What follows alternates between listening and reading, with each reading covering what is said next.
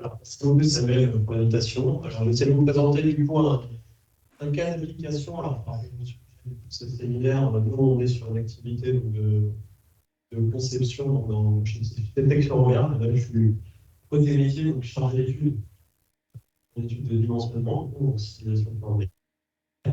Et du coup, on est sur une activité qui est amont ou en même temps que les estimations. Parce que l'un de nos livrables, du coup, c'est des guides de matériel qui nous permettent à nos clients de faire des estimations.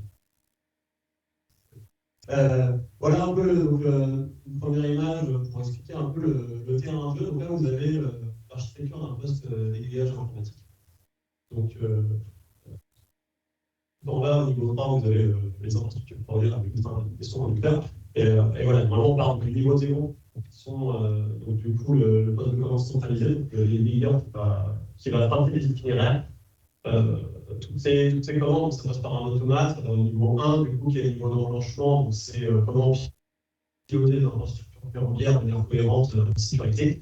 Voilà. Et nous, nos études de conception, c'est aussi la partie niveau 2 et niveau 3. On essaye de dimensionner au mieux le niveau 2. Donc, combien d'armoires et de guérites il faut mettre au bord des voies, tout ce qui est les métiers de câbles pour piloter toutes ces infrastructures. Voilà. Et donc, notre donnée d'entrée, nous, c'est un programme donc, de données d'entrée qui représente les infrastructures d'appareillage d'abord. Voilà un peu le terrain de jeu. Et donc, du coup, chez CETEX Ferroviaire, dans cette activité, on avait développé un outil, donc maintenant il y a 2 ans et demi, basé sur Excel et VBA, donc qui était simplement se dire on va des équipes aujourd'hui une forte expertise métier, mais le travail est réalisé sous différents outils, dont chacun a son outil fichier Excel qui maîtrise. Voilà. Donc là, c'était de standardiser tout ça. On a développé un outil sous Excel avec du VBA, ça représente à peu près 20 lignes de code. Et rien que ça, déjà, ça nous avait fait gagner pas 20% sur nos études, un gain conséquent. Le souci, c'est que c'est un jeu, on était limité, en fait, on pouvait plus rien développer puisque VBA, il y avait des vendeurs, Excel est un outil qui peut permettre de faire plein de choses, mais pour faire de la gestion de base de données, voilà, on est assez limité. Donc, on se contentait d'avoir un outil Excel qui marchait très bien, qui faisait nos calculs. Et pour nos études, on livrait tout un tas de pièces techniques de différents formats, à savoir du 2D, du fonctionnel, sous AutoCAD aussi, d'habitude, des notices techniques au format Word et des listes ou autres modes de calcul en Excel. Voilà. Donc, on avait une grosse base de données, on faisait plein de calculs et des pièces refaites à la main. Voilà la problématique. On avait aussi, du coup, éliminé le transitionnel, besoin d'être efficace dans vos équipes, pas de passer par d'autres prestations. Et à côté de ça, notre client qui augmente notre nombre d'études et qui nous demande d'être à la fois plus efficace, plus rapide et aussi moins coûteux. Donc voilà la problématique. Et donc, c'est dans ce cadre-là que j'ai été contacté parce que architecte, qui avait eu l'occasion de travailler avant, j'étais chez Industriel, je connaissais le produit, et qui à ce moment-là m'a contacté en disant alors, on a développé une nouvelle fonctionnalité en intégrant le 2D. C'est sur quoi tout de suite été regardé sur Internet, de quoi il s'agissait, puisque moi je connaissais du coup architecte qui permettait de gérer du fonctionnel 2D, on le voit ici. Par contre, la 2D, pour moi, c'était déjà de la 2D entre guillemets. Mais là, tout de suite, en fait, en regardant avec une petite présentation, j'ai compris qu'il s'agissait en fait de représenter des données à l'échelle, en fait, et l'étape qui manquait aussi par le public. Voilà, et ça m'a tout de suite fait penser à d'autres choses. C'est bien de cartographie. C'est nous aussi, on essaye d'aller chez cet éclairant vers le SIG. Donc l'idée, c'est voilà, on avait plein de pièces de différents formats en présent du 2D, du fonctionnel, on avait les bases de données, et tout ça donc, est allé sur différents outils. Donc tout de suite, moi j'ai eu l'intérêt d'essayer d'intégrer tout ça dans une même solution. Voilà. Donc on a démarré un premier époque en décembre 2023. Alors l'objectif c'était de tester déjà sur 2 personnes, pour un collègue, sur une étude, dans un cas concret, parler de notre ancien outillage. Je pense qu'il y a une conduite de changement à faire de clients. Voilà, et tout de suite, on a vu les liens un peu natifs à la solution qui sont, contrairement à Excel, on a dit Excel, qui sont surtout contraints à tendance à devenir collaboratif, mais à l'hiver, en fait, c'est pas si simple, c'est des fichiers en premier, puis il va toucher. L'architecte, l'outil est vraiment basé sur la collaboration, donc là, on a du gain. On a pu y intégrer du coup standard schéma, parce qu'on travaille sur des schémas notamment en PDF, DWG. On a pu garder le lien avec Excel, puisque l'outil base de données permet toujours d'exporter et d'importer du tableur Excel. Voilà. Et puis, une des limites qu'on avait sur notre ancien outil Excel VBA, c'était de rajouter des fonctionnalités, parce qu'on avait développé un modèle de données. Et une fois que le modèle de données fonctionnait, rajouter, changer le modèle de données, en fait, parce que ça implique de forcément casser les choses. C'est pour ça que nous sommes dans ce outil local. Là, l'architecte permet très rapidement de modifier le modèle de données et donc de rajouter des fonctionnalités. Voilà. Donc, le POC de fin d'année dernière réalisé, on a décidé d'enfoncer le clou de partir sur un niveau product, d'essayer d'utiliser maintenant à grande échelle dans notre équipe d'une dizaine de personnes l'outil. Pour ça, par contre, il a fallu donc, porter les codes existants. Donc, on avait 20 000 lignes de code en VBA. On les a adaptés, donc architecte compatible en Python. Bon, ça aujourd'hui, c'est quelque chose, il y a des années qui aurait été très compliqué. Aujourd'hui, avec des IA, des LLM comme ChatGPT, ça se fait très rapidement. Donc, ça n'a vraiment pas été un sujet.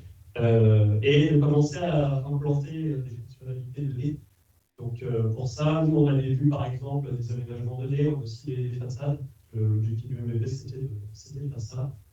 Voilà. Et on a aussi, du coup, utilisé le SIG. Donc, nous, notre problématique, c'est qu'on a donné l'entrée des schémas qui représentent des infrastructures sur le terrain. Ces schémas ne sont pas à l'échelle, pour représenter les besoins de données. Pour donner un peu des ordres de grandeur, on est sur des projets qui s'étalent sur quelques dizaines de kilomètres. Du coup, pour partenir tout ça sur un schéma, on a quand même des dragées, mais voilà, c'est. Et comment lier cette donnée avec du géospatial, qui est aussi pour nous très important, parce que pour calculer par exemple des méthodes cas, on a besoin de cette information. Et donc, on a pu utiliser une fonctionnalité qui avait été développée dans le POC, et ça marche assez bien. Et donc, dans l'outil, on arrive à la fois à avoir de la donnée fonctionnelle saisie sur du schéma, qui est automatiquement transposée sur la carte, et on arrive à faire la lecture. Voilà. Et en plus de ça, on est capable d'avoir des architectures fonctionnelles. Voilà, tout ça, c'est des choses avant qu'on n'avait pas, parce que tout était fait sur des DWG ou des mémoires séparées, quand on est au sein d'un même outil. Quand vous faites une modification, imaginons d'un objet qui se trouve ici, et que vous changez son qui sera représenté à un instant, qui va être implémenté au bord du bois, avant, quand on changeait de nom, les deux dernières semaines avant d'envoyer une étude, et il fallait s'assurer que dans tous nos livrables, le nom était correctement changé. Aujourd'hui, au sein d'un même outil, quand on modifie une fois le nom, c'est appelé par.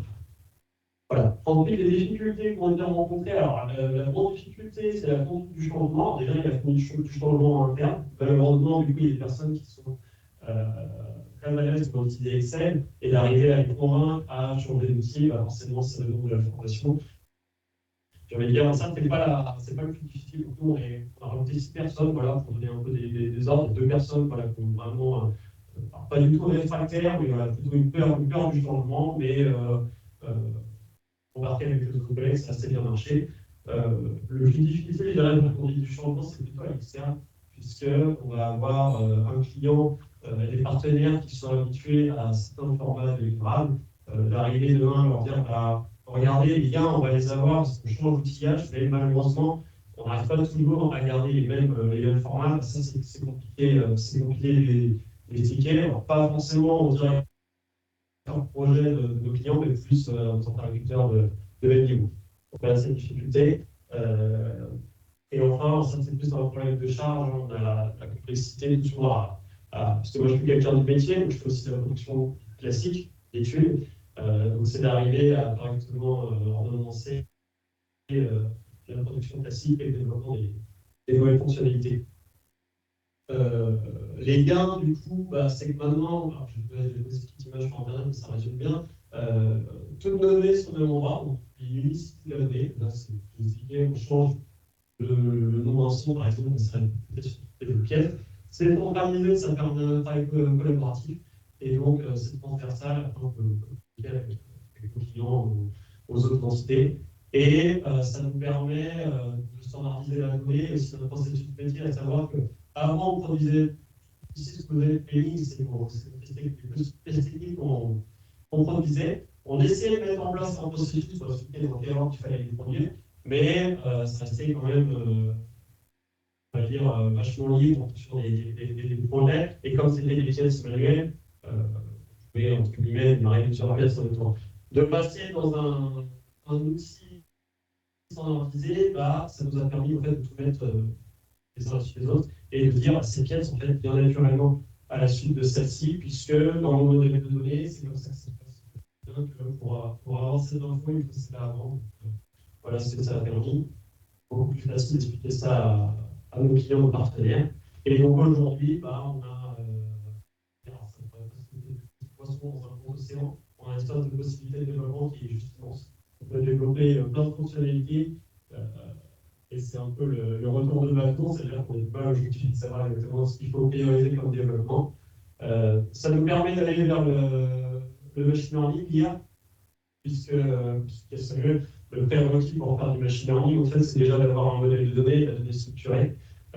J'ai déjà vu chez CETEC, on va avoir des gens métiers qui travaillent pour Artificial Excel, qui sont experts, qui ont des forces d'expertise, et à côté, des gens de data, et ces gens n'arrivent pas à se comprendre, en fait. Donc, le prérequis pour arriver à ça, c'est simplement le modèle de données, c'est d'aller voir les gens métiers, leur expliquer comment trouver le meilleur modèle de données qui peut correspondre à leur travail. Et une fois qu'on a ça, on peut aller discuter avec des gens, les data scientists, on va mettre en place. Et donc aujourd'hui, avant ce MVP, on avait déjà identifié un cadre de développement d'IA en computer vision, lecture de schéma. De faire ce travail-là, ça nous a permis d'identifier de nouveaux cas, qui seraient peut-être en 2025, fin 2024.